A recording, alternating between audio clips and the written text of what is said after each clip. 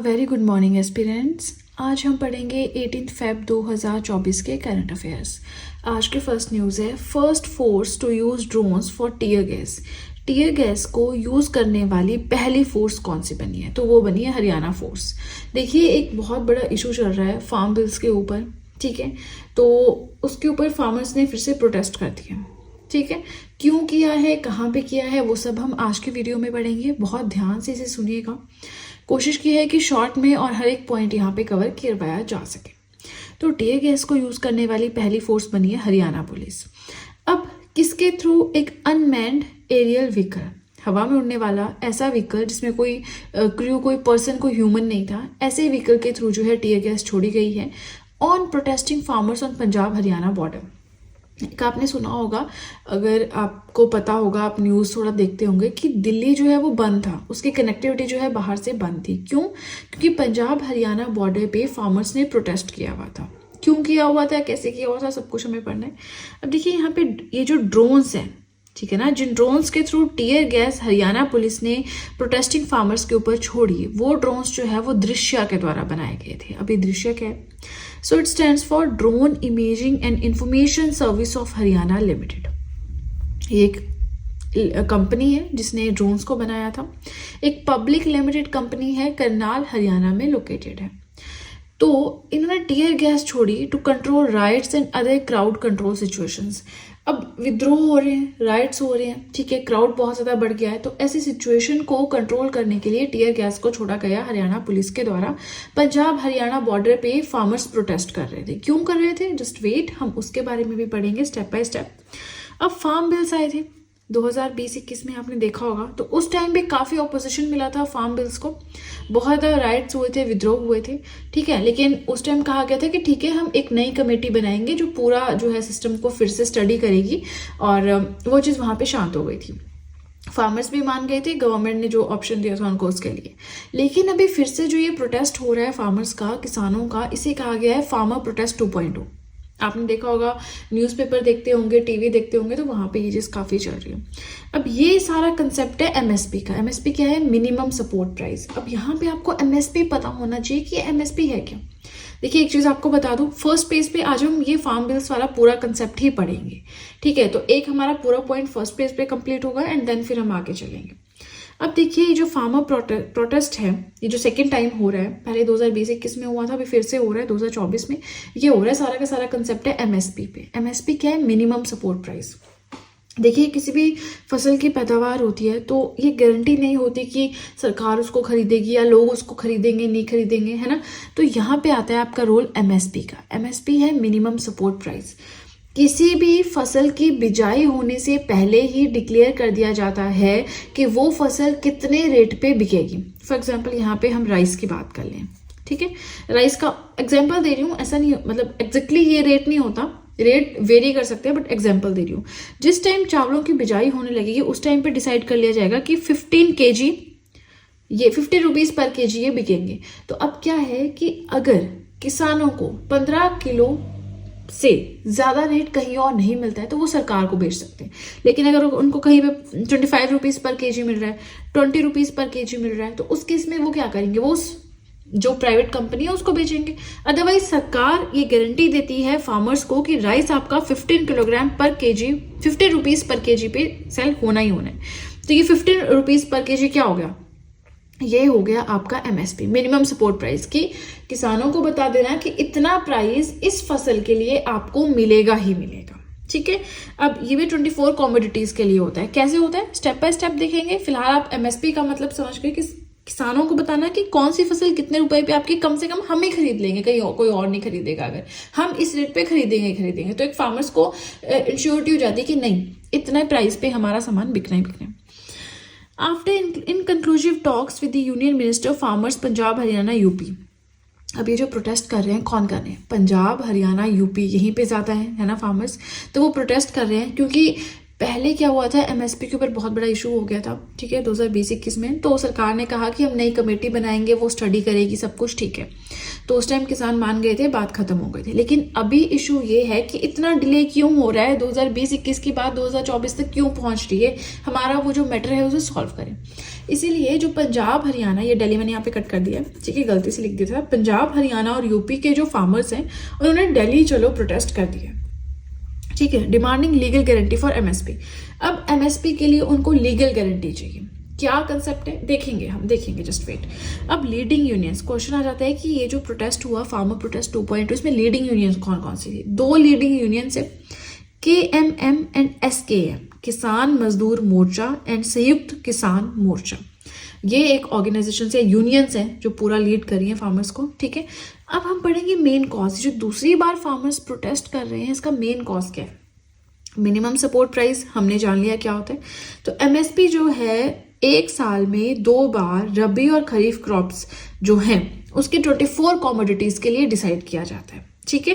कैसे डिसाइड किया जाता है? After the recommendation of the commission for agriculture cost and prices, CACP की जो रिकमेंडेशंस होती हैं उसके ऊपर जो है हर एक साल में 2 बार 24 कॉमोडिटीज फिक्स हैं, उनके लिए जो रबी एंड खरीफ की क्रॉप्स है उनके लिए प्राइस MSP डिसाइड किया जाता है कि कोई और नहीं खरीदेगा तो सरकार उसको खरीदेगी।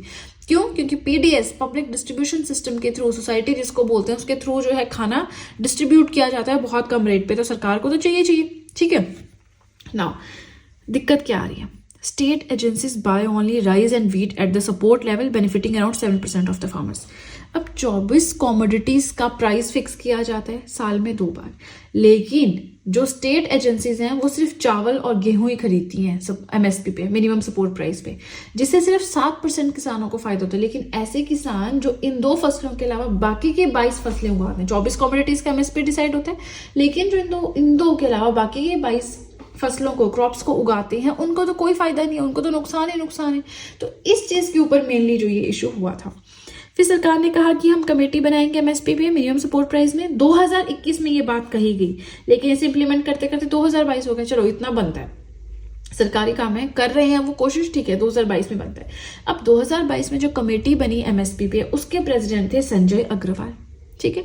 To ensure support prices for all produce, अब यहाँ पे एंश्योरिटी दी गई कि आपको MSP जो है हर एक फसल के लिए दिए जाएंगे, ये एंश्योरिटी दी गई। लेकिन फार्मर्स अब जो प्रोटेस्ट है 2.0 क्यों कर रहे हैं? तो उनका बोलना ये है, farmers accuse the government of going slow in fulfilling that promise. किसानों का कहना है कि सरकार ने जो प्रॉमिस किया था उसको कंप्लीट करने में वो बहुत धीरे धीरे काम करें, बहुत डिले के साथ काम करें। यहाँ पे एक चीज़ ये भी हुई थी कि ये जो कमेटी बनी थी ना, इसमें रिप्रेजेंटेशन मिली नहीं थी, एक तरह से ना के बराबर रिप्रेजेंटेशन मिली थी। 3 ऑफर भी की गई थी रिप्रेजेंटेशन, लेकिन ये काफ़ी बड़ी कमेटी थी तो सिर्फ 3 की रिप्रेजेंटेशन इन यूनियन ने नहीं मानी, ठीक है। तो इनका ये भी गुस्सा था कि यहाँ पे जो भी हैं कमेटी के मेंबर्स, वो या आप कहेंगे इस ग्रुप के मेंबर्स, तो वो बहुत एक्सपर्ट नहीं है एग्रीकल्चर फील्ड में, है ना। अब यहाँ पे कोई अगर डील करेगा तो उसके लिए उसको इस फील्ड की नॉलेज भी तो होनी चाहिए। तो एक बहुत बड़ा इशू था। फिर उन्होंने, किसी ने भी ज्वाइन नहीं किया था और MSP की जो है कमेटी बनी थी, ठीक है। तो ये हमने पढ़ लिया फार्मर प्रोटेस्ट 2.0 के बारे में। अब आपको ये पॉइंट समझ में आया कि नहीं? मैंने कोशिश की, जैसे कि कमेंट्स आते ना कि मैम थोड़ा इशू भी डिस्कस किया करें, तो ये इशू मुझे दिखा था, ठीक है, जहाँ भी मैंने वहां से डिस्कस किया। अब आप मुझे बताएं कि क्या आपको ये कंसेप्ट समझ में आया जो मैंने बताया, या फिर आप शॉर्ट पॉइंट से चाहते हैं, ठीक है। हमेशा चेंज जो है रिक्वायर्ड होता है, तो अगर आपको शॉर्ट पॉइंट्स ही चाहिए, जैसे कि मैं डेली पढ़ाती हूँ, एक पेज पे 2-3 पॉइंट्स हम डिस्कस करते हैं, वैसे चाहिए, या फिर इस तरह के पॉइंट्स आप ज्यादा पसंद करेंगे, just let me know in the comment section, right. और इसी के साथ वीडियो के साथ में नोट्स जरूर बनाएं। देखिए बहुत ज़्यादा मेहनत लगती है इन नोट्स को बनाने में, तो आपसे भी थोड़ा सा एक्सपेक्टेशन होती है कि आप वीडियो को प्यार दें, ठीक है जी। चलिए, इसी के साथ एक इंपॉर्टेंट चीज़ आपको और बताना चाहूँगी कि आप सब चाहें तो मुझे इंस्टाग्राम पे फॉलो कर सकते हैं, आप सब चाहें तो मुझे टेलीग्राम अकाउंट पे ज्वाइन कर सकते हैं। दोनों का ही लिंक मैंने डिस्क्रिप्शन बॉक्स में दे रखा है।